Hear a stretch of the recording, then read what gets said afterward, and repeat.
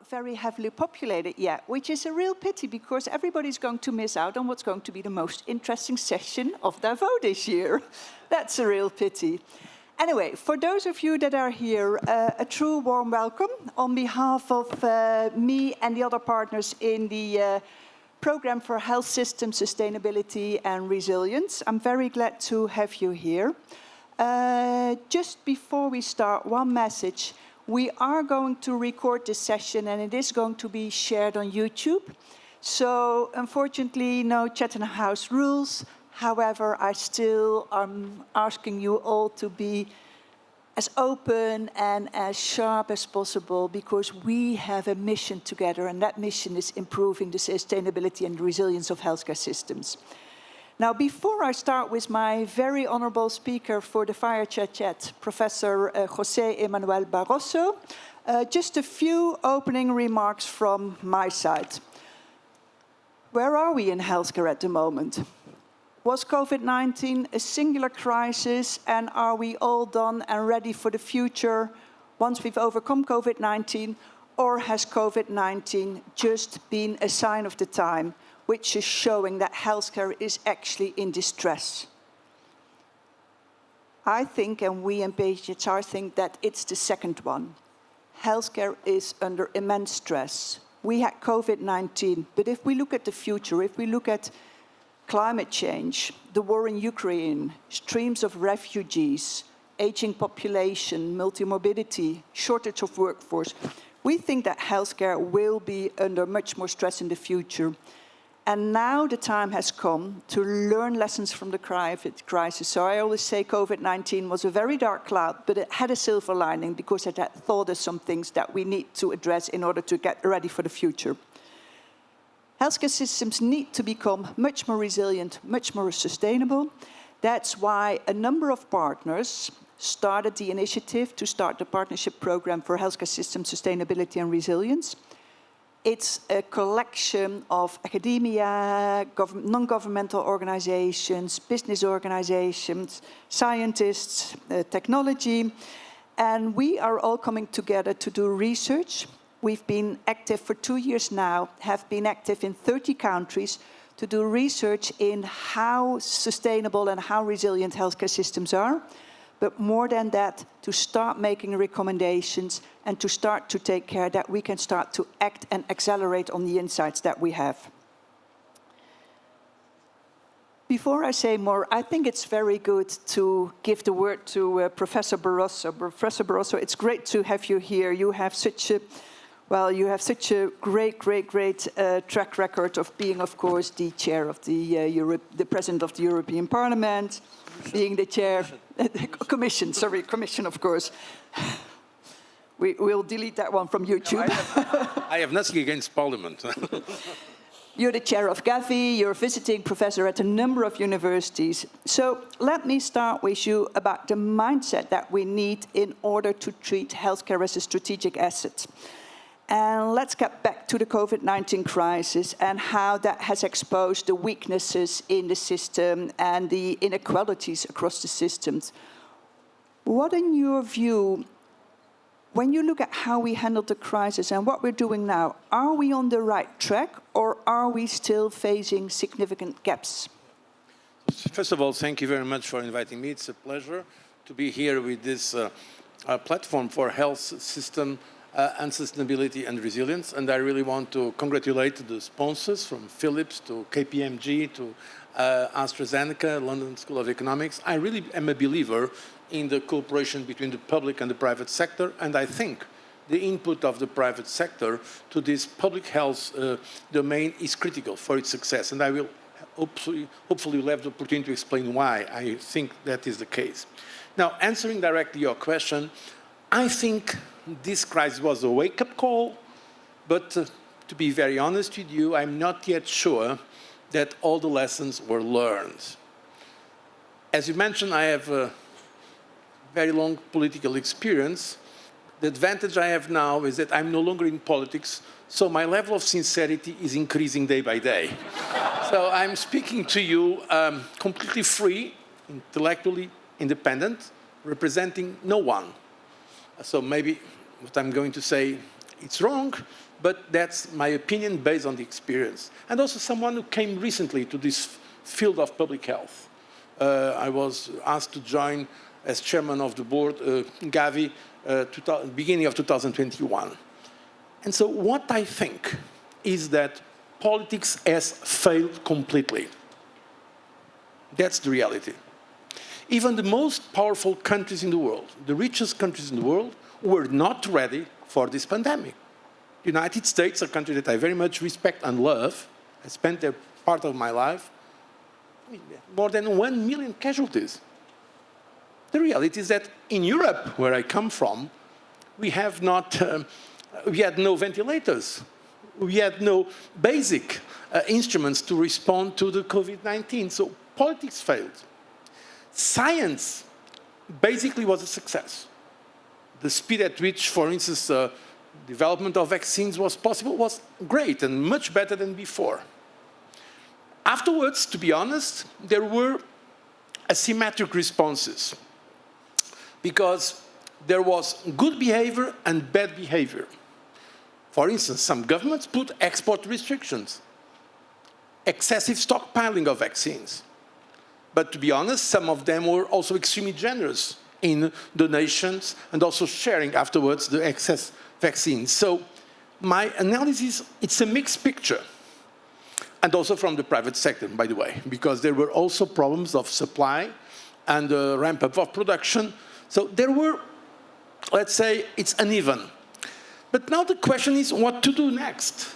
And just now I was in a breakfast of Gavi with the private sector, and we welcome, for instance, the Minister of Indonesia. Indonesia is now the chair of G20. And they are working hard, and I believe with very good common sense, to continue the good work of Italy. My good friend Mario Draghi, that I visited some weeks ago, when they were leading the G20, in fact, they put down some good basis to improve, let's say, the global response to pandemics and the global response to the issue of public health. So let's see. But I'm concerned because today, the level of cooperation in the international world, it's much lower than before. Also because of this tragedy that you are seeing now in Ukraine. So the geopolitical friction is increasing.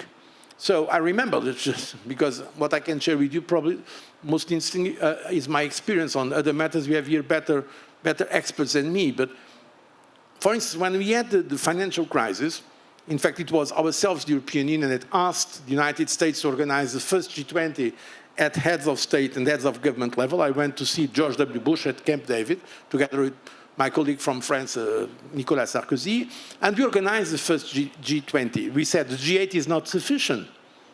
We need China, we need India, we need Brazil, we need Korea, and basically there was a cooperation between us, the Europeans, the Americans, the Chinese, Russia, not so. I mean, already at that time, Mr. Putin was not so cooperative as he should be, but nevertheless, at least he was not a disruptor. Now, the level of confidence between the major powers is, I would not say zero, it's below zero. So will we be able to keep a commitment for the global public goods, like fight climate change or for public health? Are we going to be able to do it? Question mark. I think we should, but you asked me for an honest answer, and voila, that's my honest answer. So that's a very strong appeal for collaboration, for leaders to stand up, for leaders to take responsibility to build their healthcare system. If we go to a healthcare system, and it's good that you shared experiences from your, what you have in Europe, your experiences in the US, Indonesia, what does healthcare need to do in the future to remain sustainable? And I think resilience is one thing, but the sustainability, are we still having equity, access? What does the sector need to do? First of all, I think we need more investment. There has been chronically underinvestment of health in the poor or developing countries. That's the first point. And if not now, when? I think now people understand how important it is. So more investment. Secondly, more transparency. The reality is that there is a lack of transparency in the health system that I was not aware before joining Gavi and understanding what's going on. It's amazing, because a lot of money is spent and we don't see exactly the results. And we have to have metrics, for instance, linking our inputs, namely in terms of investment, to the results in terms of child mortality, life expectancy. There are good indicators of that. But in fact, when it comes to investment in health, I don't see all the time these metrics implemented. Just speaking with some friends from the Asia-Pacific region, some of the poorest countries there, they don't have even statistics about what is the cause of death. What is the cause of death? So if you don't know why people are dying, what exactly was, I mean, how can you change it? So I would say this is a point. And the health resilience is to invest in all aspects of it, namely the public health aspect. That has been also, as someone said, a Minister of Health said, I don't feel as Minister of Health, I feel Minister of Diseases. Because most of my budget, that's the case I just heard, 95% of my budget is for treatments and not for prevention, which is, of course, a mistake.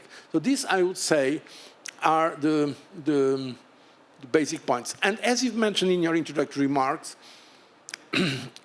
we need to link the economy and the health with the other problems that we have today, from climate change to the refugee crisis, to the energy crisis, to the food security issue. It's an issue of human security. And so the governments have to give this the level of priority it deserves, and that until now, frankly, it was not receiving. So that's why we need to invest in public health and private health care, by the way, as it's one of the Sustainable Development Goals. And I think today there is more awareness to do it.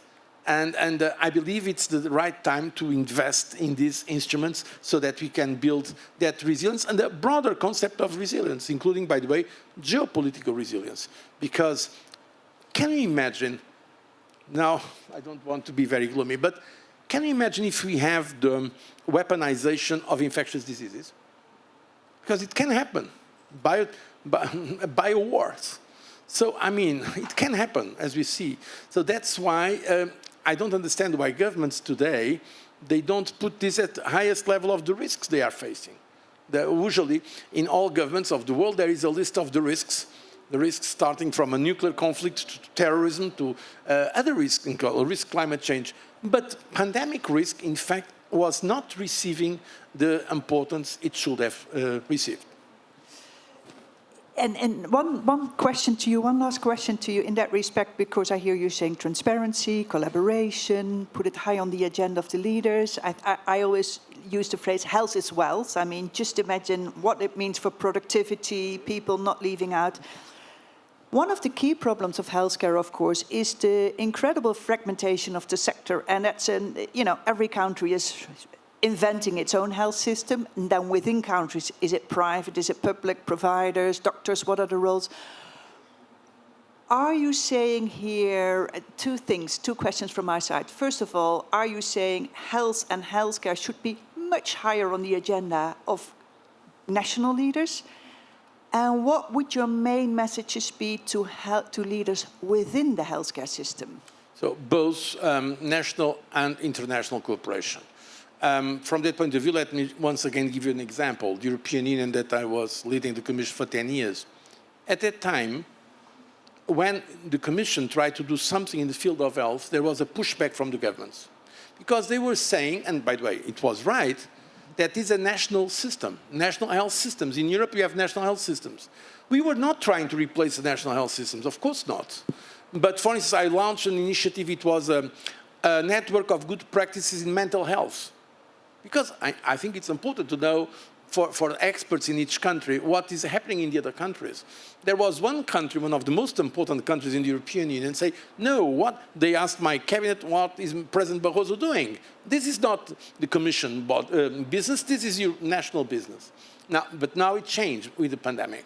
By the way, in Europe, in fact, I'm no longer in the European Union, I'm not here now to represent the European Union, but I think if the Commission basically was doing a good thing, for instance, buying vaccines on behalf of all the 27 countries. If not, some of the countries will have much bigger problems. So I think the regional dimension is very important. For instance, in ASEAN, they're trying to do something. Now, the African Union, they are also making some progress.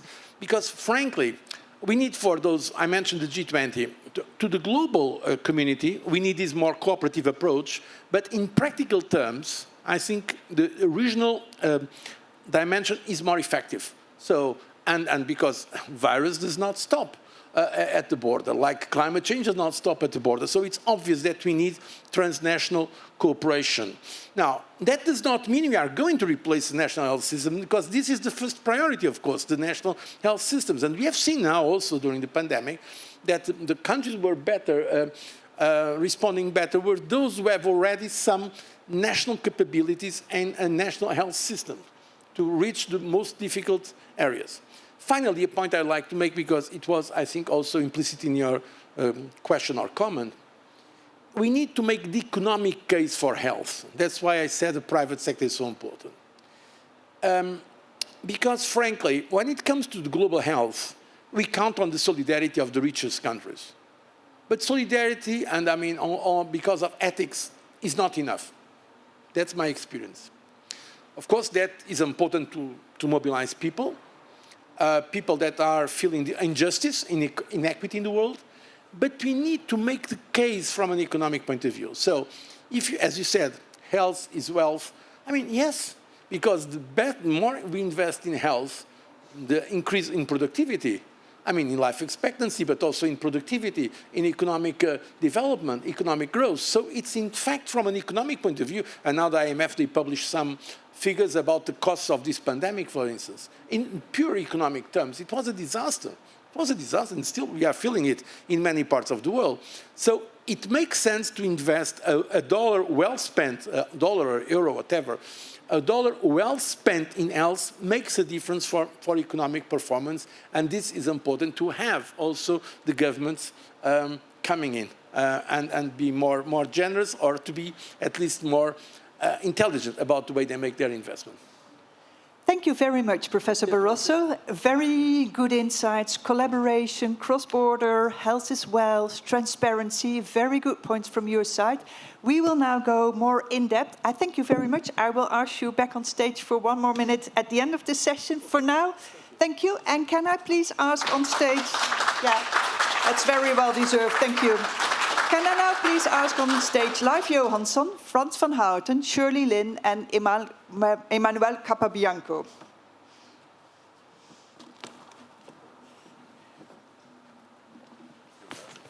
Oh, thank you very much. Yes. Okay, we have a panel of 4 very notorious people, and now my main challenge is to get all your names and your roles right, which is not my real forte always, but let's have a try at it. Here, just right of me, is Leif Johansson, who is the non-executive chair of the board of AstraZeneca, AstraZeneca being one of the partners in the Health System Sustainability and Resilience Program. Welcome here. Next to him, we have Frans van Houten, the CEO of Philips, and also one of the partners in our PHSSR program, and of course, having a lot of roles in the World Economic Forum as well. There we have Shirley Lin. Shirley Lin is a visiting professor of world politics at the University of Virginia and a professor at the Chinese University of Hong Kong. And Shirley is very proudly, yesterday, she just launched CAPRI, which is the Center for Asia-Pacific Resilience and Innovation. Congratulations on that, Shirley, and we'll hear more from you on that region. And of course, very welcome Emmanuel Capabianco, who is the Chief Strategy and Impact Officer at the WHO, and who is, of course, also a member of our steering committee of the program. Very welcome and very honored to have you here. And building on the comments from Professor Barroso, let me start by asking a question about how we can strengthen our healthcare system so that we can be much more resilient to the stress that we are expecting to come on in the coming years. And I want to start with the lessons that we learned from the COVID-19 crisis. Now, Shirley, you're based in the ASPEC region, and that's a very diverse region with developing countries, economic possibilities, huge differences in maturity of health systems. Can you, and it sounds a little bit, it sounds a little bit opportunistic, but given the fact that it was so differentiated, can you give us from that region some of the major lessons learned from COVID-19 that we can use to increase that resilience? Thank you. It's an honor to be here and for our think tank, Capri, to be launched in Charlottesville, Virginia, where I'm based, and in Taipei. And I think it's been wonderful to work with Professor Barroso in the last 2 years in starting to think about how to create initiatives to fill in the gap where the government and civil society and the private sector need to work together but are not. And of course, as Professor Barroso says, governments have failed us in many ways, but we also have failed to make a difference. And so Asia Pacific is one of those regions that is the least organized as a group, as a bloc. In fact, it's an imaginary region. It doesn't even exist. Asia Pacific is so large, oftentimes it includes Chile. You probably don't know that unless you know about APEC. And of course, Biden has told us that Asia Pacific, of course, includes the United States. So to include all of that is understandable. But we spent about 2 years trying to decide where do we find the way to take the lessons from Asia Pacific to contribute to the world and to bring the world also to Asia Pacific. So we chose to actually start this both in Virginia, as I said, and in Taiwan. And the reason is what Professor Barroso just said, which is you cannot disengage health from economic growth. If you don't have one, you don't have the other. We need to empower people with resources to fight the pandemic. So Taiwan was an interesting situation because it is done so fabulously economically because of health. It's not the reverse. Because COVID was so contained, mortality rate there was so low that it achieved, of course, a positive growth rate in 2020 and 6.3% growth in 2021 with record-breaking technology export. So what the lesson tells you is part of APEC. There's 2 lessons from APEC. Number 1 is the trust in government. Trust, we talked about last night with many of the SteerCo members, is not something you can do overnight. Resilience takes time, culture, the environment, that is what resilience is about. And all of the efforts need to be bottom up to create the context for healthcare to be resilient. And we believe very strongly at Capri that we need to look at policy to balance public health, economic recovery, and environmental sustainability at the same time, not as trade-off, and to engage innovation. And that's why our name.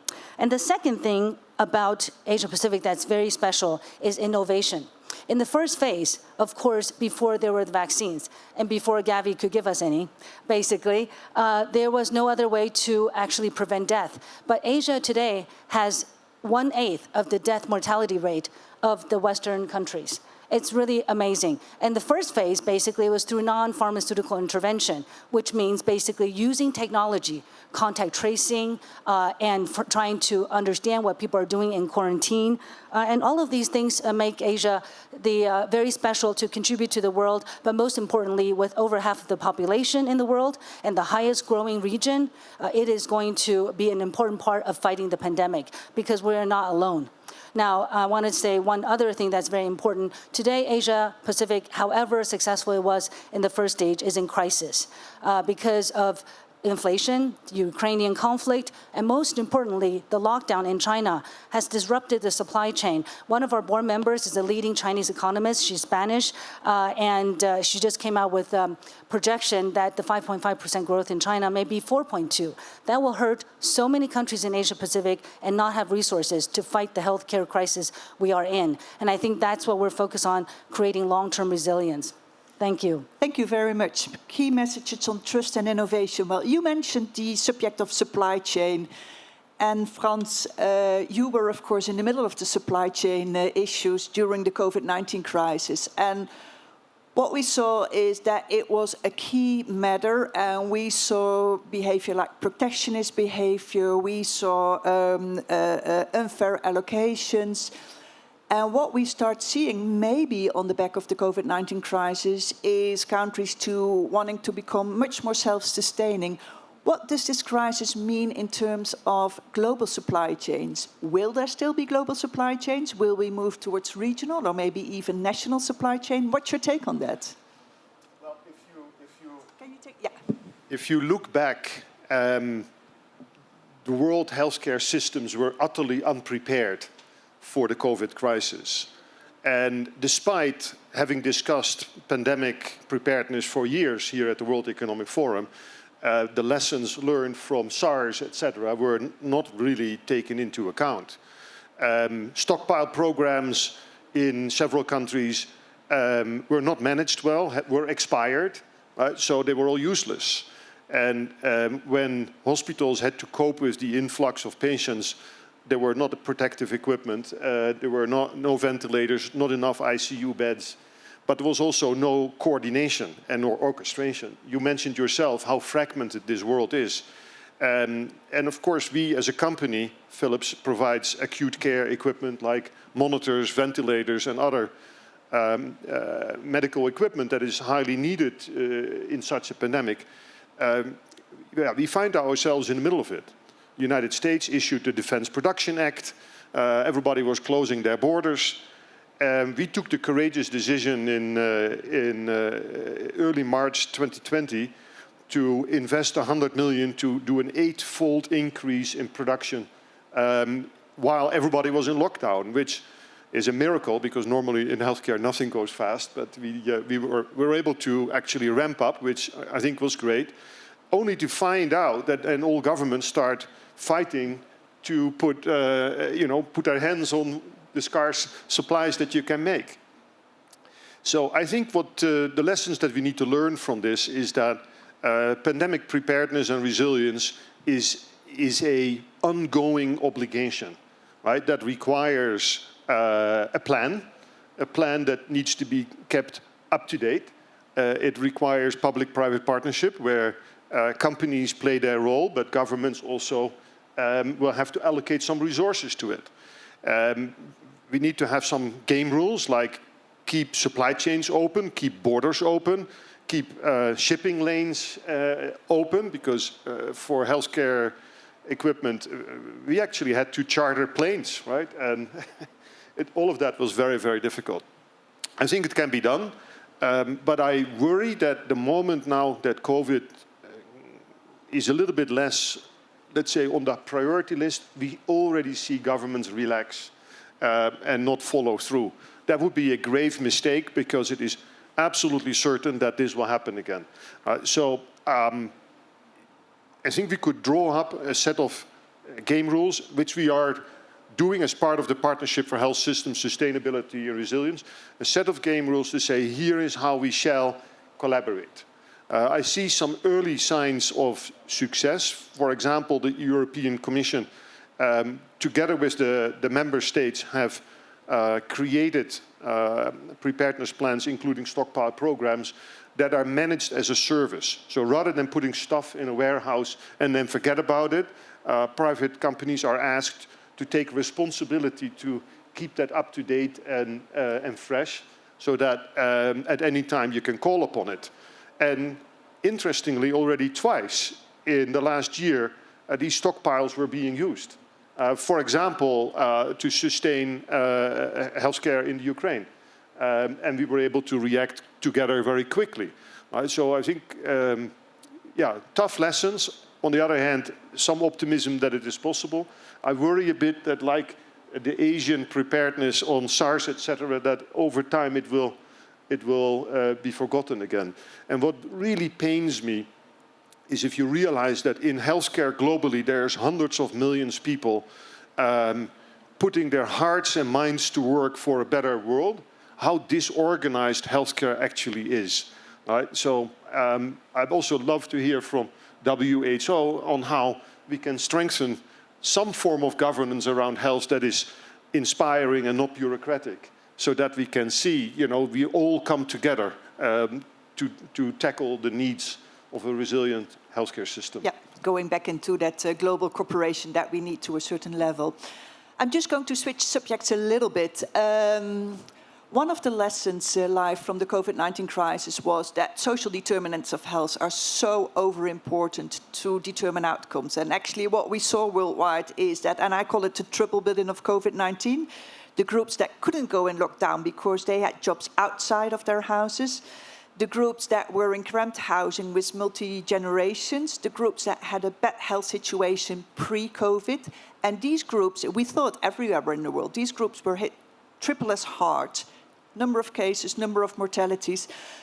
So that's, hopefully that brings public health back on the agenda. Now, based on that, and I'm leading you a little bit in the way of the answer, but I would like to have your reflections. Are we investing in the right things of healthcare? What's your analysis on that, and where should we be investing? Well, I think it's easy to say that we are lacking investments in the preventive and predictive areas, and we are overspending perhaps on the cure side. And the numbers Professor Barroso was saying, and I liked this comment about not being a health minister but being a disease minister. That's actually true in most countries. The OECD numbers say that we spend 3% on preventive and predictive care, and then we spend 97% trying to cure an already established illness. That is clearly wrong. And you can debate a little on how we could move from the 97% to the 3%. I would suggest that it should be 20-80 or even 40-60. And then that does not mean actually that the main requirement is to spend more, but it's to spend differently. And I think one of the lessons, and let me say I have that almost on my own skin after having participated in this campaign for vaccines. We made 3 billion doses. We delivered in 183 countries with a good cooperation with Gavi. But that really taught me that there's a very fragmented world out there. It looks very different if you go even to individual European countries and you say, how do we actually deliver good vaccine? How do we deliver good, in this case, preventive healthcare then? Or if you go to Africa or if you go to Asia. This is why I'm so interested in trying to establish what we are doing at PHSSR, which is to get an international framework, something that individual countries can measure themselves against and help with researchers from that to be able to say, we are doing this and this and this against that international framework. We score like this and we can compare ourselves with that international framework, and we can actually get a constructive feedback from the researchers who make that comparison. That will over time give us the opportunity to find best practice and try to rule that out over time. So I think that's really an interesting setup with PHSSR where we can truly deliver. Otherwise, I would say there are many things that we are not doing that we could be doing very well. One is preventive screening, and for example, lung cancer is one of those diseases. Can be cured if it's found at early stages. Will cost society a lot of money if it goes through a long-term case of very serious illness. So anything that we can do in terms of screening, finding population, etc. There's lots of interesting science, genetics, immune systems, cell therapies that we can use to be able to find groups of populations demographically and try to treat them in a group-wise or even over time personalized medicine. And finally, let me say, I think the use of artificial intelligence and digital. Very good example is that a lung cancer that we spoke about before, you can actually now use artificial intelligence off of simple low-cost X-rays that is being done for different reasons. And you can use artificial intelligence and digital to sort out which might be lung cancer and which might not be. That's an information that normal healthcare system can actually not distinguish from. AI can, but it doesn't require a lot of very expensive interaction before we do that. We can just use the same data, but we can use AI to sort out. That whole digital opportunity is very, very much underspent, underutilized, underinvested, and we can do wonderful things at very low cost. So there's a real leverage in there also. So those three, I think, fragmented, try to find a framework, feed that back to individual countries like we are doing at PHSSR, look at what we can do in terms of investments and screening early on to predict disease and there help save the cost in the 97%, and then also use digital much, much more than what we are doing now. So digitally clever, a learning world, and not spending more, but spending differently too. Emmanuel, I go back to you, and we have already addressed quite a lot that divide, or maybe not a divide, between healthcare, whether it's a global or a national mission. And I mean, we all know that healthcare is quite often very high on national political agendas. I mean, the NHS is the holy grail in the UK. What's your view on that divide, or maybe the collaboration in the national versus the global mission? What is healthcare in essence? Absolutely. Thank you, Anna, for the invitation. Let me just to go back to the 97.3% point. Antique Chinese doctors were paid when their patients were healthy. They would not be paid when their patients would get sick. That's a shift that we are promoting. We should be promoting well-being, disease prevention, and not focusing on curative so much. And I think that's the shift that we need to have globally. And when it comes to pandemics, this is absolutely critical. And I think we have a moral obligation. There is also an economic imperative around that. If you look at the cost in terms of human lives, 50 million people that died because of COVID. You look at the 130 million people brought below the poverty line because of COVID. You look at the 14 trillion economic losses. The argument to invest in prevention is critical. And it goes back to the political point that President Barroso mentioned. The governments need to take responsibility. If it was a failure, as you mentioned, President Barroso, it's a political level decision and a new governance that needs to be put in place to avoid the reoccurrence of the panic and neglect that we have seen after SARS, after H5N1, H1N1, and Ebola. And so the World Health Organization, as we speak, in member states in Geneva, are discussing right now a white paper about a new governance, a new architecture for epidemic preparedness and resilience. And I think it's a unique opportunity to really make a major shift. And that includes intervention at three levels. One is governance, one is the system delivery, and the third one is the financing. Three areas that have been touched already by colleagues here. And on the governance side, I think the recognition is that we need a stronger multilateral systems and stronger commitment that is linked to stronger accountability. A pandemic treaty is a difficult journey, but will hopefully bring that coherence, that inclusiveness, and that equity that we have lacked during this pandemic. A revision of the international health regulation will hopefully avoid us to witness the discrimination against South Africa that happened after they declared the Omicron variant, helping the entire world, but being punished because of that. The creation of a Global Health Council may really lift to the level of the presidents the issue of global health protection. And that's the governance. Many of us are very much into the service delivery piece, and there is a lot of work to be done. The health workforce, strengthening that health workforce at the regional level, at the country level, pre-positioning of supplies, having them ready and not expired for the next pandemic, building a surveillance system that is as close as the local level as possible, but is also global, so that as soon as you have a case of monkeypox, you can have an alert that goes around the world and allow us now to track better and better where we are. So that is another big element. And the third element is the financing. the world was unprepared to deal with this, this pandemic. There was a pandemic facility at the World Bank that was activated for Ebola in DRC, that was activated for COVID.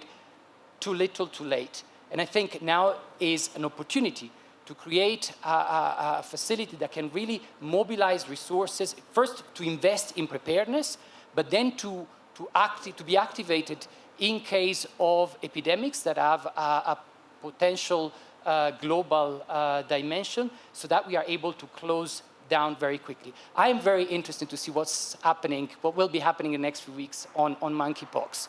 It's not as lethal, it's not, but it is something that is moving very fast. 3 new countries were added to the list today. Can be contained, but it requires fast interventions at all levels, and we have a challenge right now. One of the, and I'll close here, one of the sad advantages of the situation we are in is that this time is not that this pandemic is over, we can move on and forget. COVID-19 is still with us. A new variant may emerge at any time. We cannot lower the guard. We are seeing monkeypox emerging, and last week we had a new case of poliomyelitis in Mozambique, the second in Africa. Africa had eliminated Mozambique. Where is this coming from? From Afghanistan and Pakistan and the conflict area, which is another important, I think, priority for us, investing in those areas. But we cannot lower the guard. And so while we look at a pandemic treaty, while we look at longer-term political investments, the moment for action is now, and we really need to invest at all 3 levels right now without losing this opportunity that come on the back of a terrible tragedy for millions of people around the world. Thank you very much for that very beautiful statement. And it's about investing, using the moment. And maybe even healthcare can be that bridge, that global bridge in an ever more divided world. I'm going to be much more pragmatic now and look at where healthcare is. And Frans, you said it before, healthcare is a fundamentally fragmented system. And Live alluded to the possibilities and the opportunities that digital is providing us. Now, working in healthcare, sometimes when I look at the provider landscape, for example, sometimes I have the feeling that we're asking the grocery in the main street to be developing a digital system that's needed for a big retail chain, which is not going to be possible. So when we look at the possibilities and actually the need of digital in order to keep healthcare accessible, and the capacity of the sector to transform itself, can you reflect on the role of the private sector and what it means in terms of PPPs, public-private partnerships? Absolutely. Well, let's first explore a bit what digital can do, because it's often such a buzzword, and therefore we need to unpack it a bit so that we have an idea what we mean. First, we need to talk about data and data accessibility. And that was already referred to. We need data to understand disease outbreak, population health, trend lines. If data is shared and available, we can analyze it using AI. We can be much more intelligent about the response that is required. And as part of health system sustainability and resilience, we need to create that data sharing environment in a much better way. Data will then help on the global level, but also on the local level. Digital can do actually a lot more. I think we have all learned how hybrid working and Zoom and Teams can actually change the way healthcare can be designed. Philips is participating in many telehealth programs where we see that supporting patients at home can actually reduce the rehospitalization rate by up to 50%. 50%! You know, all of that when hospitals are overloaded, overstressed, and workers have burnout. Right? Let's do that. Let's help people in their own community, in their own homes, through digital means. You know what? And the statistics and the feedback is that the people, actually their well-being goes up because they feel supported without the stress of having to go to hospital where they actually could become infected. Right? So many chronic lifestyle diseases can be helped remotely at a fraction of the cost with better outcomes.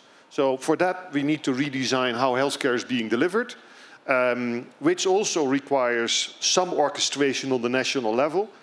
It's appalling to see sometimes governments just lean back to say, well, this is a matter of providers and the public and the private sector.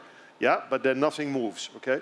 So we need to make sure that we team up together and get that done. I do see many countries starting. One of the interventions that national governments will have to do is to provide reimbursement for telehealth. And then it will take off. It will go very fast, as we saw during the pandemic. Another aspect of digitization is also how health workers among themselves can provide better orchestration of care. It is our estimation that there is some 30% waste in the healthcare system. And where other industries have leveraged digital to provide workflow optimization, information sharing, and reduce waste, healthcare has been relatively slow. In a way, it's still an artisan world, right, where everybody does their utmost, but the flow is not that efficient. And so we see digital also make healthcare professionals among themselves have much better handoffs, thereby reduce repeat exercises, repeat scans, and come to precision medicine for individuals much faster. Also there, I think we need that strong collaboration and trust, because transformation of healthcare takes some time. But I think I see a lot of preparedness and interest to get this done.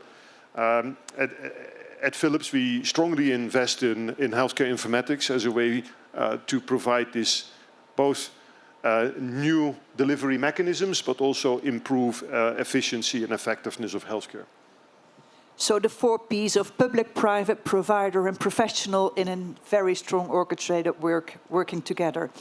I'm going to ask you all a last question, and because of time, please give me yours, your one key point takeaway. Surely for you, digital. What we sometimes fear is that digital, yes, it can improve healthcare, but it might create an even bigger divide because of the digital literacy and the digital accessibility.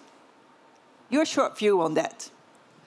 Thanks. I think 2 things, of course, really mark digital divide. Asia Pacific is very, very divided.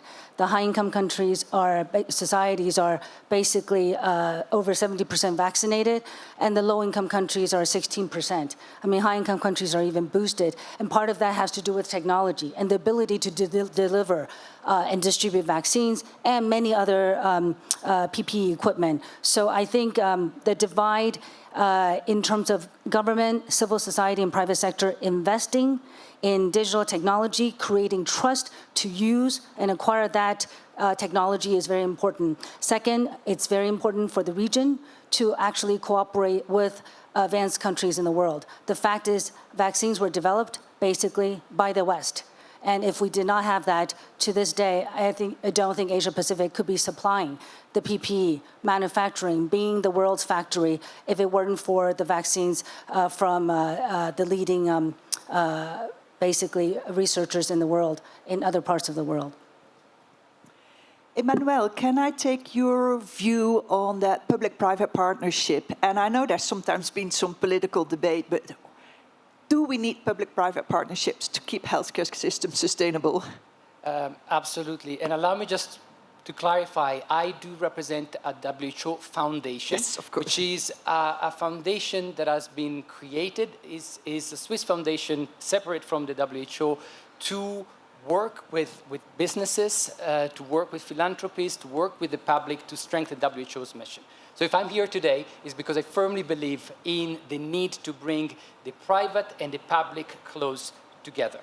And I find it's a pity that we have right now WHA happening in Geneva and WEF happening here, because we are somehow inadvertently maintaining a polarization between 2 different worlds that actually are part of the same ecosystem and need to collaborate. So from our side as a WHO Foundation, what we want is really to support the cooperation between public and private at the global level, but more importantly, at the country level. One of the main problems that we have seen over the years. I've spent many times in countries, living in countries in Africa and in other regions, is that when you come in with innovations, the opportunity to scale is there, but it's very often realized because there is no alignment with the governments. And when that is there, and it takes time, then the opportunity for scale is enormous. Is that what we at the WTO Foundation want to try to realize, bringing the business closer to governments and supporting that moving forward? Yeah, so that means that it really needs two to tango in order to achieve that. Live, last question to you. I mean, you have been working, of course, in the development of the vaccine and the distribution of the vaccine. You've been working so much with governments all around the world. What are your key takeaways in order for healthcare systems to become sustainable? What do you as a private sector need from the public sector in order to be successful in that collaboration and in order to keep healthcare systems sustainable? I think it's a little good to think about what really happened. If you take the two leading vaccines and the technologies around two leading vaccines, one of them in our case came from academic research, the other one came into Pfizer from a small company, German company. It's interesting to note that we have this debate on whether we should have national organizations, everything should be national and therefore be more autonomous, etc. I don't believe, frankly, in that at all. Just imagine if AstraZeneca had been a purely Swedish company and Pfizer had been a purely US company without the ability to roll out over 183 countries. That would not have been a much better situation. So I think be prepared to go to places cross-sectorally that you don't normally go to, and that should be both for government and it should be for private sector. Then I think the ability to execute on an international scale needs to be further supported by international agreements when it comes to supply chains. And we did have a stint of vaccine nationalism, as Professor Barroso was saying. We can debate that. It was clearly not good. We can debate why it came to the fore. But I think it's important to recognize that it cannot happen again. We cannot have a situation where what we are seeing as international resources are being used domestically only. That is not a good thing. And the way to do that, I think, is to prepare internationally now for the new situation, such that we can actually rely on good trading rules. And finally, I would say, let's not forget preparedness cross-sectorally and private-public partnership together on funding. We have a situation, for example, in the US, where both with BARDA and Operation Warp Speed, they were prepared to set up initially a fair amount of money. We have a very good discussion going on now in the European Union to create something very similar to that called HERA. I would support all of that.